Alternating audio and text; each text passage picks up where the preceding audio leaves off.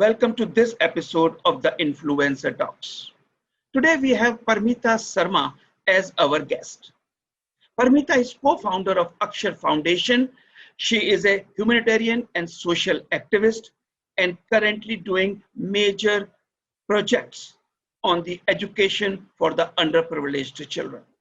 She completed her master's from the Tata Institute of Social Sciences. When she was barely 19, she was doing some major projects in the education sector for the underprivileged society. Parmita is also the recipient of the prestigious Indian Express Devi Award for her contribution as an educator and social worker.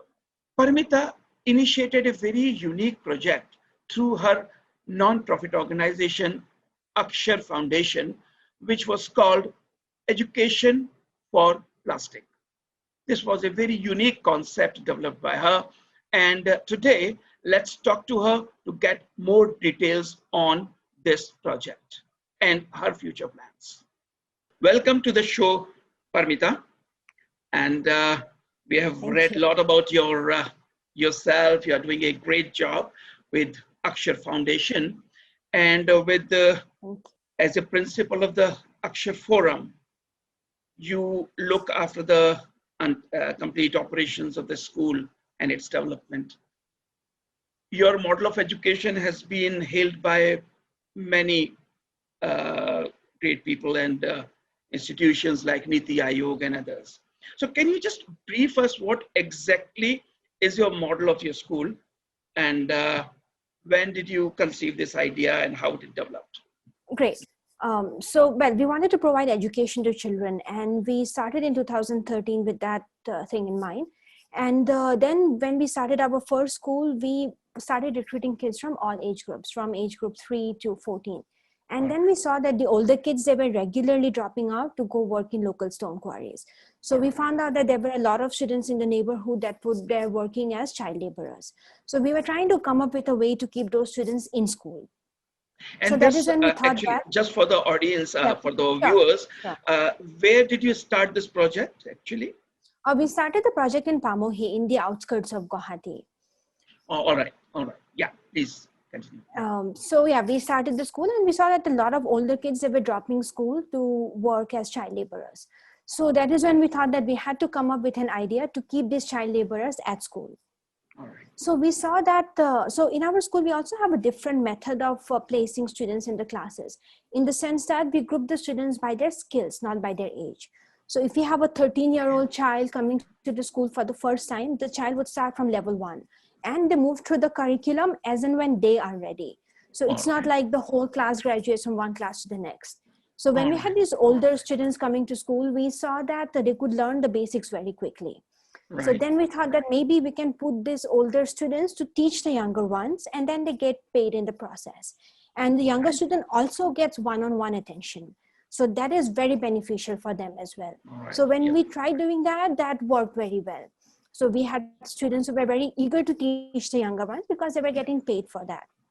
Right. And we also told them that the more you learn, the more you will earn. So suppose you only have the skills to teach a level 1 student, but if you learn properly and you go higher up and you teach level 2 students, you will get more money. So that was a big motivation for students to, continue learning. So we started like that. And then we saw that we had great responses from the student teachers as well as the younger students, because you could provide individual attention to the younger kids, which middle class families, they can provide that at their home. They have tuitions, they can interest in the child's work. Absolutely. But these poor kids, they have nothing at their home. Their parents couldn't care less about their education. Right. Because of that, we thought that this would be a great way to supplement the lack of care that these students have. Yeah. And these older kids, in the meantime, they also change in behavior because they have been treated by the society like they are worth nothing. That has been their whole upbringing. So when you come to a school and a younger child calls you sir or ma'am, and then you're teaching someone and getting paid for your services, that, that puts a lot of self-respect in them. Right. They gain in confidence. Because they're like, okay, I'm worth something. And when you use money, it's like confirmation that, okay, you're worth something. And because that is how it is with adults also. Absolutely. Like we do a job, we get paid for our services. So that helped the students turn around. And then in no time, in the beginning when we started, we had a very hard time getting students to school because we were a different kind of school. So parents were very skeptical. Plus all these kids were already working outside. So why should they take them out of work and put them in our school? But very quickly, within like 1 year, these students that we already had, they were doing great. And people started coming to us for admission. So within like 1 year, we got to a point where we couldn't take in more students and we had reached our capacity. So then we also saw that teaching is not the only vocation we can teach our older kids. Just one question here. Here. When you say that you got the students for teaching and you taught them with the knowledge what they already had or the skills they had. So it was a formal kind of education like mathematics, science, or it was just a skill development? No, formal kind of education. So these students, they are at school for like 6 hours a day. So from the 6 hours, for like an hour and a half, they teach. Rest of the time, they're receiving formal education. So it is like a full-fledged school with formal education, and we also blend in vocational training with that. So when we decided, please. Then when you select a student, senior, to teach, what was the criteria to select them, and what was the process that, if a person could, a child could teach another one, a younger one? So what was the criteria and process? So usually, so when we first started, we let all the older kids teach who had crossed level 1. So if they're in level 2, that means they know their ABCs. That means they can sit down with a child and teach them. And currently, we let students from above level 5 teach. So after you reach level 5, you can start teaching younger kids. And that depends on the child. So if sometimes the child doesn't want to teach, they can be like, okay, I don't want to teach today. We don't let the child teach. So it's not forced on them, but they want to teach because they earn money and self-respect. And it's fun, sitting one-on-one, because we have so many school children who provide tuition to younger kids, right? So it's the same kind of environment, plus they get paid for it at school. So students are very eager to teach the younger ones. So when we had these older kids coming to school regularly, we realized that we have to teach them different vocations, because teaching can't be the only vocation that we are teaching them, number one. Number two, a lot of kids were not great academically, but they had amazing hands-on skills. So we thought that if we could have like a formal vocational training for these students with different activities, then they can also experiment while they are at school, learn different skills, and at the same time build up their own careers, or build up what they might be interested in. So that is how we started introducing different vocational training. So the Plastic Recycling Center was one of the parts of the vocational training. We wanted the students to be conscious about the environment. We wanted them to participate in restoring the environment. And we were wondering as to how do we get involved so that they know the damage and they can feel involved. So when we first talked with them about this issue, we found out from them that they all burn plastic at home. And that is the only way of disposing plastics. And in the winter months, they apparently huddle around the plastic for warmth. So you have these young babies where the parents take the children and sit in front of burning plastic for warmth. So we thought that this has to stop immediately. How do we get them to stop? So then we thought that, okay, maybe we can tell these kids to bring their clean plastic waste to school. And then the older kids, they work at the recycling center and they make eco bricks from the plastic. That way the older kids are engaged, they are recycling plastic, they get paid for it. And the younger students and everyone else, they have to bring plastic to school. But when we first introduced this policy, we did not have a lot of plastic coming in because it's a lot of effort. You have to have it clean because you have students working with it. So we did not take dirty plastic. So you have to get into this habit of segregating the plastic and sending it to school. So then, and by then the parents were already very happy with our school, and our school is free. So we started telling the parents that you have two choices. You either pay fees or you pay fees in plastic. So after that, we have had no issues because parents would rather pay in plastic than, pay money. Of course, their financial condition also doesn't allow them to do that. But we had to find the motivation for them to do that. Exactly. So since then, we have had no issues. And then students bring in plastic regularly, once a week usually. And then the older kids recycle it. So we have different kinds of vocational training. We have electrician training. We have landscaping training. So at school level, the students get the option of choosing what they're interested in, try different things, and then figure out their own interest also. At the same time, have the skills. So by the time like a student graduates from our school, they basically have most of the life skills that they need. Like we have students who are learning how to grow organic vegetables. We are building cob houses. So our students know how to build houses with cob.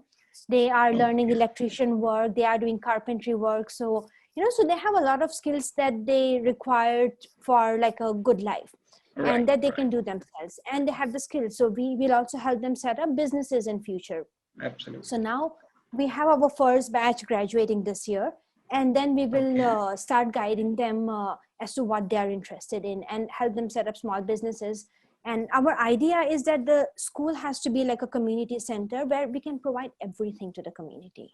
Like we also want to have a healthcare facility in our school where the students, the older kids, they can do basic draining, basic, checking the pulse, etc. So that the villagers can come to the school also and get some basic help, and then we can guide them further as to for more professional courses.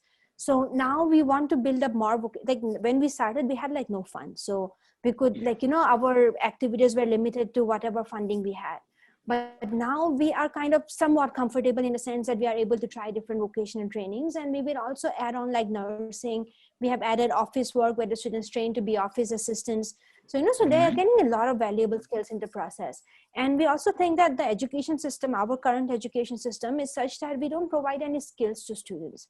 So after even we have graduates who have no life skills or who can't do anything because they studied their books, they memorized, appeared in exams, and we don't want that for our students. So why should we add on to that, right? Instead, if we focus on vocational training and teach them, of course, the regular academics. So the kids who are very much into academics, they move along that way.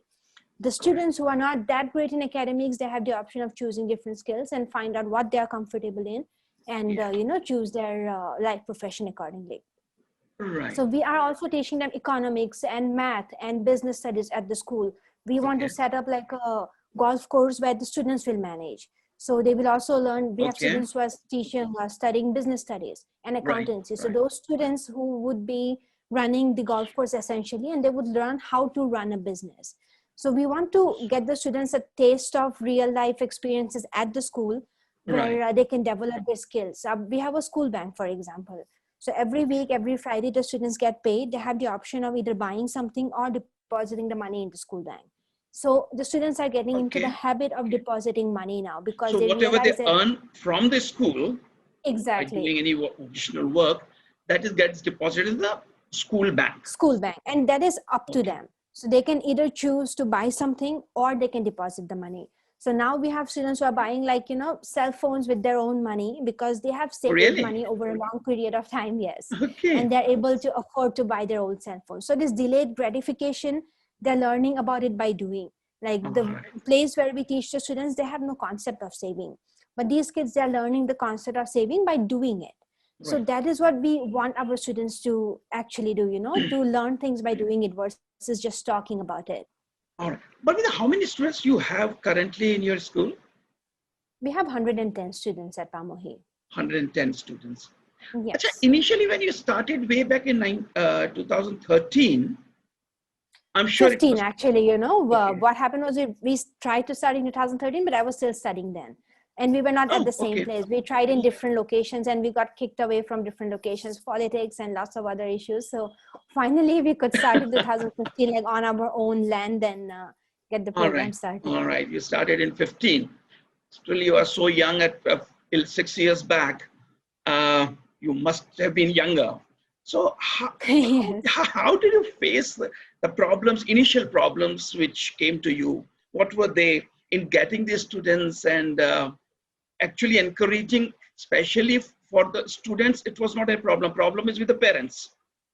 Because telling them, because they are the earning hands, they are of the family. So convincing parents to send their wards to the school, how did you manage it and how was it? How was the experience? Well, that was very difficult. If we went to like 50 households, maybe 5 of them would send their kids. So we did like a door-to-door recruiting in the beginning, and that was not fun. Like it was very, very difficult to convince the parents. Plus we were an English medium school. So the parents were also of the idea that tomorrow, if you leave, then what happens to our kids? Because we can't afford to send them to a private school. So they had very valid, reasons for not wanting to send their kids to our school. So we somehow managed to recruit 20 kids and then we focused on them for 6 months. Those 20 kids, they did so well that after that we have had like no issues recruiting more kids. We also have students with special needs who came to our school because their parents, they had like given up sending their kids to schools in the regular system. So we had those special needs kids coming to school, and they also progressed very well in our school because we group the kids by their skills, not by their age. So, you know, so those older kids who have special needs, they hang out with the younger kids and they're happy hanging out with them because they're at the same mental level, you know, and the younger kids also, they have like a big person who's with them, they're thrilled. So it really works out at our school. We also teach compassion to our students because they have to be nice to anyone who has any special needs. So, and then we are so here's one thing that I did not tell you is that we fine the students for bad behavior. Nothing works like fining. Same like with the adults. All right. If you miss a traffic signal or if you run through a traffic signal, you pay a fine. Same with the kids. If they do anything wrong at school, they pay fine. And that makes them not want to do anything wrong. So we have a system where, you know, kids are very well behaved and they know the correct behavior, because if they don't do that, they will be losing money. This has worked like really well for us. So fines, this way we have been able to get them. The fines they pay in cash, or it gets deducted from their school bank?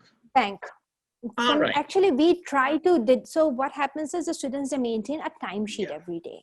So every day, whoever they taught, they write it on the timesheet, and then that money they deposit on Friday. So we usually try to deduct it from their timesheet, because then they have this timesheet where they're saying that, okay, I lost 15 rupees because I was mean to this student. I shouldn't do it again. If we deduct it directly from their bank account, it's not like in front of them, right? So they might like lose track of why we are losing. So we kind of try to make sure that they understand and it registers so that they don't do that again. And it has worked like wonders for us. Now, I also have read that you have an animal shelter in your school. Yes. And how does that add to your values? So we have a small animal shelter at school where we pick up puppies from the streets. And we treat them like they have some wounds, infection, we vaccinate them, and then we give them for adoption. So we are also trying to teach the students from a young age to build that compassion in them. And again, when we have like 3 dogs at our school. So when we got them as puppies, the students, they were not good to them because they have always had bad experiences with dogs. So they were like, okay, you know, we don't like them, and they were mean to them. They started losing money. Their attitude changed immediately. And now they have such a bond with our school dogs that they're good to every dog. In this lockdown time, we have students who are feeding stray dogs every day, and they want to do it now. So I think that our main problem is that, you know, we treat students as they are worth nothing, or like they are young idiots, or that's like the general mentality of the society. Okay, these kids, what can they do? They're good for nothing. But that's not true. Kids can be amazing. We have to give them the right guidance. So that is what we are also trying to do, to give them the right guidance by showing them so that they are motivated to do it. Okay. During the course of these 6-7 years when you have been working on this school, you must have come through so many stories, moving stories about the students, the parents, what you have done. So can you narrate few of them so that which actually, you know, made you do better for them? Yes, I'll tell a story of one kid who stays at the school hostel now. So he used to, so when we first started with the 20 kids, his sister was studying at our school. And she was always like dressed in rags. And then he would come to pick her up and drop her back every day. And he would be dressed in rags. They had no sandals. So then I asked the kid one day, do you want to study at our school? And he said, yes. So from then that kid started coming to school. But the other kids did not treat him well. Because even when you go into a poor community, there's still levels of class amongst them. You know, so they were treated like really badly by the entire society, and the other kids would not sit next to him because he was like dirty and, you know, he had drag clothes. So that's when we actually decided to introduce uniforms so that every kid wears the similar clothes and, you know, have shoes and everything. So that particular kid, and he was very angry. He had a lot of anger issues. So if you're like telling him something, he wouldn't respond, and then he would leave the classroom and then sit with his fists curled, like lots of anger issues. So Mazin, my partner, he started trying to get him to open up by saying that, you know, Hulk from Avengers, you are like the Okay. Hulk. You get angry, you have to learn to control your anger. All So right. that really helped him get a slow grip on his anger. And then he Okay. started teaching the younger kids. And this kid is brilliant in math. So Yeah. in math, he excelled so quickly that Yeah. he could teach kids higher and higher level kids. And that made him feel that, okay, I'm good at something. So that kid has a very troubled childhood. Like his mother is not mentally stable. His father passed away a couple of years ago, drinking issues, Uh-huh. alcoholic, and they don't have a house. Like his mother doesn't have a house right now. So now Right. that kid, the kid asked if the kid can stay at school.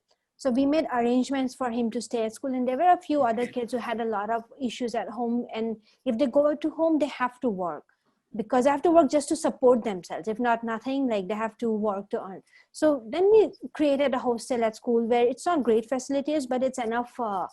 It's something. It's like nothing Right. versus something. Okay. So we had just 4 kids staying at school, and now this kid is doing wonders. Like he Okay. has great, this is one kid who didn't talk with anyone, and now he's Okay. the best at social skills also. Like he laughs, he jokes around, and he's very well adjusted. Like you wouldn't believe that this was one kid who once had such a troubled background. Oh, So we have seen like such transformation of so many kids that we believe that this model really works. We have this other kid who also had a lot of family issues, and like honestly, every child that we have, they have some yeah. horrible family Absolutely. backstory. Absolutely. That but we try to kind of get them to rise above that, and they are able to do it. So it's just with the right kind of environment that we need to provide them. So, and we are not even honestly providing them the best of facilities. We are doing the best of what we can. It's not even equivalent to what a middle class child would have, but Absolutely. still they see that we care about them, and they're really trying. So we have a lot of these child labor kids who are going to be amazing in like a few years, because they know so many skills, including making a whole house and repairing a house, from electrician training to carpentry, and they have a lot of interest in these things. Okay. So yeah, we have seen a lot of behavioral changes, and definitely we hope that they do better in life. Now that you're saying that your one of the batches is going to be graduating very soon, so what do you have in plan for them post the So graduate from here, for getting them any sort of job or work or whatever? yes.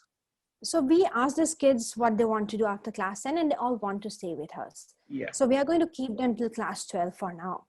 And then one kid is interested in computers, so we will get him started on a coding program. Okay. We will focus on skills for now, because now is the time for them to build skills.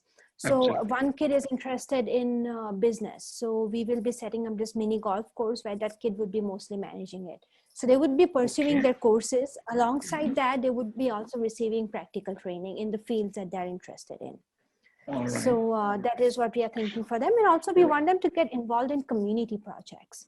So for 11th and 12th, what we are thinking is that like clean drinking water is a big issue.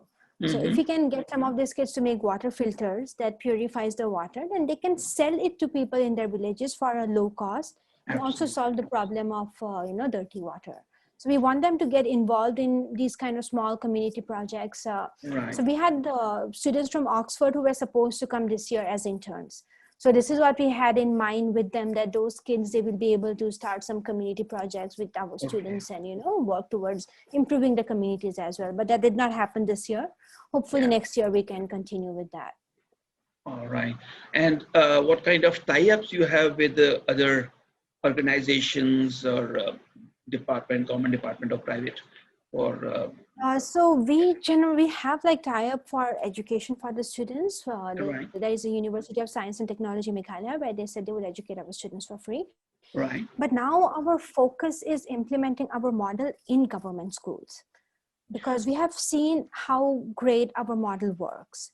And if this same model, we can replicate that in every government school, right, then, the kids should be able to take care of themselves. Now, one really good thing about our model is that, so when we have students in level 10, right, for electrician training, if the kid reaches level 10 of electrician training, now we have levels for the vocational training also. So in level 1 of electrician, you have to know this much, level 2, the same thing. So when they reach level 10, they are ready to teach level 1 students.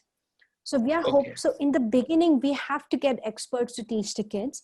But Mhm. once they reach a point, they will be able to teach Teach themselves. the others. So we Okay. don't even need that many external people coming in, because level 10 kids can teach kids up to level 5, for All example. right. And those keep Yes. graduating and they keep reinforcing it. Same with the teaching. So now we have an MOU with the government of Assam to work in 100 government schools over a All period right. of 3 years, 3 or 4 years. So we will try to implement our full model in the government schools. And now, because of the national education policy, all government schools are required to teach vocational training to their students. We have already been doing that since a few years. Right. So now we are going to work on replicating our model in the government schools. Oh, excellent. I think you have some project going on in Delhi also. We did. So in 2018, end of that, we started working in a primary government school in Delhi. And we had great success with that. There were about like 40, 50 kids who were coming from a government orphanage. And those kids are very violent. Like the school inspector, sorry, he warned us that these kids might stab. So you need to be careful. They have blades and they hurt themselves. They cut their hands, like very troubled kids. But with those kids also, we saw great results in 6 months, because they started making money for teaching. So when you tell them, okay, you have to behave well. If you behave well, then you are considered for teaching. So, so when they see other kids making money, everyone wants that. So they slowly work on their behavior, and we saw like great results in, in the students, and we were very happy with that. We couldn't do much vocational training because it was only a primary school. It was only up to class 5. But last year in June, we shut down our operations because of COVID. So we had staff from Assam that we had sent to Delhi, and we couldn't sustain, keeping them with no schools going. So then we shut down the Delhi school, and then we decided to focus here. In the meantime, we got in touch with the Assam government over here, and they agreed to let us work in the government schools here. So now we will start working in the government schools here. All right. Now, let me go back to the kind of curriculum you follow.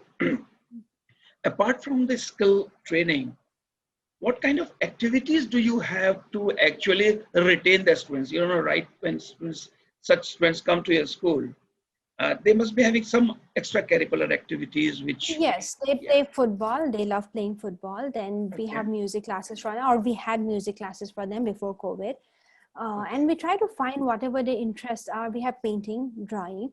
So the kids that already have a passion for some activity, we put them in that. But our main focus is on skills training, skills.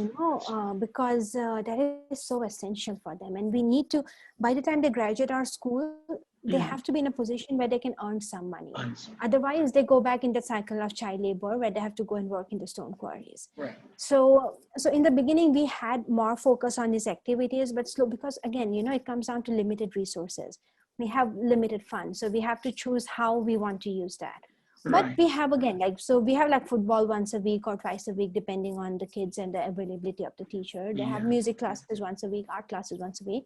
So they're doing all these activities, and they're enjoying skills training also. Like when you're planting things and you see the plants grow, it's like really satisfying. So they are actually starting to enjoy the skills training, and it is not like it's just like a boring thing for them to do. So yeah, we are hoping that that's enough. But tell me one thing, do you have you say you are still managing in whatever funds you get, but now I see that you have been praised by Niti Aayog, United Nations, World Economic Forum, BBC had shows on presentation on Al Jazeera, Forbes, Reuters, and whatnot. So it's a well-recognized program what you are doing. So do you have sufficient people who are coming out to help you financially? Yes, we actually are funded for these 100 government schools that we will work in. Oh, okay. And that has been because till now we had no funds. We went from no funds to getting funds for 100 schools with full vocational training. So, for the first time, actually, we do have people coming out and helping us with the programs. We are also planning on having a recycling machine in every government school.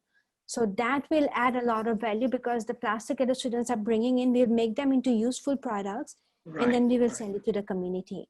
So we will be building every government school in a way that it also serves the community. So the students will be growing organic food, which we will be selling to the community. So we want to make the school like a kind of like a marketplace where people from the community, they can come and they can buy products and teach the students. So we want local people coming out and teaching the students. So we are trying to get to a model where we have the government school teachers and then we have interns from colleges who can run the program so that our intervention is not required. So our school, because it is structured in a different way where we group the kids by their skills and not by their age, and then you have to pay wages to the kids, it's complicated in the sense that it's not that easy to carry out. And then the whole class doesn't graduate, right? So you have these 3 kids graduating from 6 to 7, but that kid is in like class 1 in math. So it's like confusing. So we are working on developing an app for that. Right. So that all these things, if it is automatic, then it should be easier for the government teachers to implement the model. So we are working on building a system which can be scaled up very quickly. So we want to get to 100 schools and a sustainable one, exactly. So we are also in talks with the government to send their B.Ed students to these schools. So the B.Ed students who are training to be teachers, if they come for the training period in one of the Akshar schools or one of the government schools where Akshar is intervening and learn the process, when they are graduating, they are ready to implement that model in a new school. So we are trying to work with the government now because, anything, if we want to make an impact, we have to work with the government because how many schools can we run, Absolutely. So there is a limit to that. So we are trying to work with the system now, get to a point where we can get the government schools functioning like our model school. Parmita, where do you want to see your Akshar Foundation in next 3 to 5 years? 3 years, 100 schools, at least 5 years, hopefully all schools in the state. And this model works. We have seen that it works. Absolutely. And because of this national education policy that was introduced recently, all schools in the country, they have to include vocational training. We were contacted by the government in MP in Gwalior to implement our model there. So we are hoping that once we can show that this can be done on a big scale, maybe the government can copy the model and run it in their own states, or we provide them the support that's needed for that. Like we are also working on developing content for tablets. So our goal is that every child should have a tablet with their content on it. So that when they're moving from one level to the next, they are graduated by the teacher, and then on their tablet, they see the content for the level that they're supposed to be in. So we're trying to make everything digital, and this whole tablet program will be offline. So we are not dependent on the internet for that. All right. So there is already an NGO Learning Equality where they have an open source software called Colibri, where which is available offline. So you're working on that as well. So we are trying to get to a point where the government teachers, they have a lot of pressure from the authorities. There's a lot of reporting. It's hard. It's not an easy job at all doing that. So if you can streamline a lot of processes where their burden is reduced, so that, they can focus more on the students. And if you can give them the equipment for that, like if they have a tablet with all the content, kids can mostly work on their own. And then whatever doubts they have, they consult the teacher for that. So we want to provide all the support that we can to the government teachers so that they can focus on the students and, work towards improving the education of their particular school. Right. Great. I think you are doing a wonderful job, and with the unique ideas. Parmita, I wish you all the best for the future. And thank you so much. Thank you for sparing time for us. Thank you. Thanks a lot. Thank you very much.